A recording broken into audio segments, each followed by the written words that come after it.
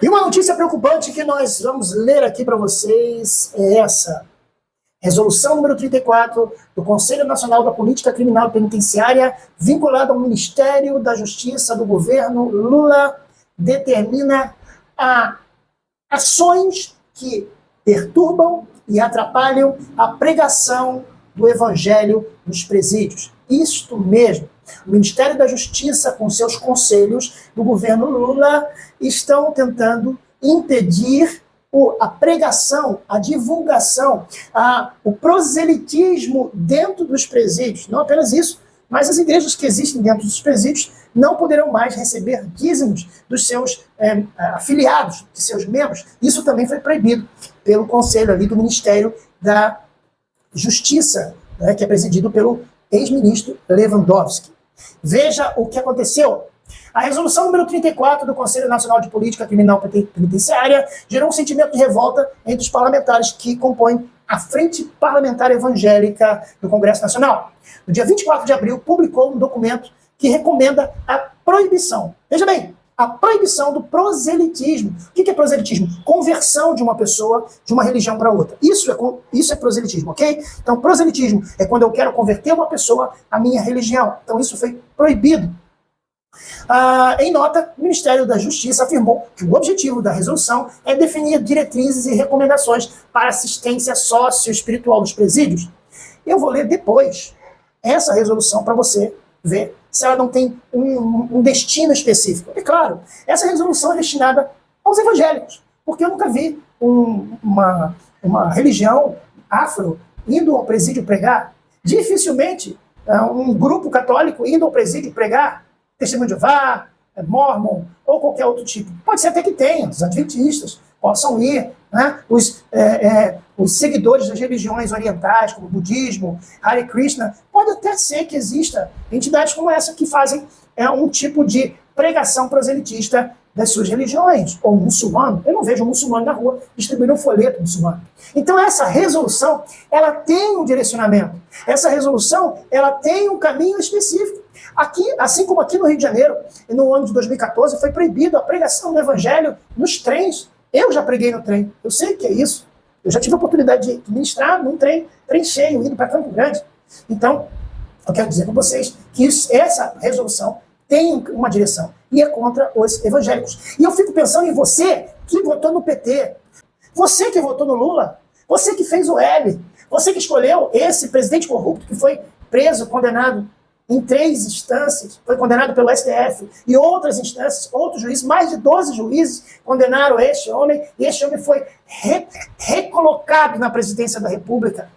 E você tem culpa nisso, você que votou nele, você que fez campanha contra o outro candidato, que não interessa se você gosta ou não gosta, no caso aqui eu não estou elogiando ou defendendo ele, problema dele, mas você votou. Se você votou no Lula, você é responsável por essa resolução. Se você votou no atual governo, que aqui está sentado lá um ex-presidiário, a culpa é sua. Se as igrejas forem proibidas de pregar o evangelho no presídio, a culpa é sua, não é minha. Dessa culpa eu não morro, certamente. Eu vou continuar lendo a mensagem aqui, a notícia aqui para vocês. Outras práticas, como participação de servidor público como voluntário religioso nesses espaços e o pagamento da dízimo às igrejas por parte dos detentos também estão proibidos. Então a igreja que ali juntava seu dinheiro ali no presídio, era uma igreja que ficava no presídio, uma igreja que ali comprava, pagava os seus custos para comprar cadeira, para botar um ventilador, para botar talvez aí um ar-condicionado, não sei, mas para botar uma caixinha de som, para comprar uma guitarra. Essas igrejas que estão dentro do presídio, eu nem sei se existem mais igrejas dentro do presídio, se eu estiver enganado, por favor, comente aqui. Essas igrejas não vão poder mais solicitar dízimo dos detentos. Foi proibido. O texto que causou a repercussão entre os deputados e senadores, contudo, diz respeito do proselitismo, da pregação religiosa que consiste na prática de tentar converter alguém à sua religião. Diz o texto: será assegurada a atuação de diferentes grupos religiosos em igualdade de condições majoritárias ou minoritárias. Vedado é proibido, ok? Vedado o proselitismo religioso e qualquer forma de discriminação, estigmação de racismo religioso. Aí eu concordo. Aquele ali é um macumbeuzinho, aquele ali é um espírita de Araque, aquele ali adora Maria. Não, é verdade. Zombar de uma pessoa pela sua religiosidade, aí eu concordo. Não tem que zombar de ninguém, não. Não tem que rir daquele que é da religião matriz africana, ou que ele é da região oriental, ou que ele não tem religião. É um ateuzinho qualquer. Isso eu concordo, está errado. Mas ele diz sobre proselitismo religioso. E aí, quando diz o trecho, né, do racismo religioso, como uma forma de garantir a livre escolha de cada detento. Eu acho que cada detento pode escolher a religião que ele quiser. Ele pode ser de qualquer religião que ele quiser. Mas essa proibição é um empecilho para se pregar o evangelho. Até porque somente o cristianismo, se a gente for ver, ele tem o objetivo de pregar o evangelho a toda criatura e de por todo mundo. O evangelho cristão, o evangelho de Cristo, ele incentiva a gente a fazer proselitismo. Você não vê religiosos orientais, por exemplo, fazendo proselitismo. Coisa mais difícil. Você pode até ver Seixonoye, algumas pessoas do Seixonoye nas ruas, distribuindo folhetos. Você até eventualmente vê um budista, um Hare Krishna, vendendo ali os seus incensos, mas dificilmente você vai ver eles no presídio. Continuando. Representantes da bancada evangélica, contudo, interpretaram que pastores estariam proibidos de ir aos presídios e apresentarem as atividades religiosas, conduta que é praticada pelas igrejas cristãs. Ao Globo, o presidente da frente do Senado, Carlos Viana, do Podemos de Minas Gerais, caracterizou a resolução enquanto desrespeitosa. Diz o senador Carlos Viana, do Podemos de Minas Gerais, abre aspas, a proposta do governo simboliza um preconceito religioso. É bom lembrar que ninguém é obrigado a se converter. As pessoas participam e tomam decisões livremente. Essa medida vai, inclusive, contra a Declaração dos Direitos Humanos, que diz que as pessoas são livres para praticar a religião que quiser e até mudar de religião e serem respeitados. Afirmou o senador, fecha aspas, né? Afirmou o senador que afirma que um dos princípios do protestantismo é justamente pregar nas cadeias, assim como Jesus fez. E eu quero lembrar vocês o que Jesus falou. Jesus falou, estive preso e foste visitar-me. Jesus se incentivava a pregar na cadeia. Jesus incentivava a gente ir aos presídios. Pedro passou por uma situação, que ele estava num presídio. Ele estava preso.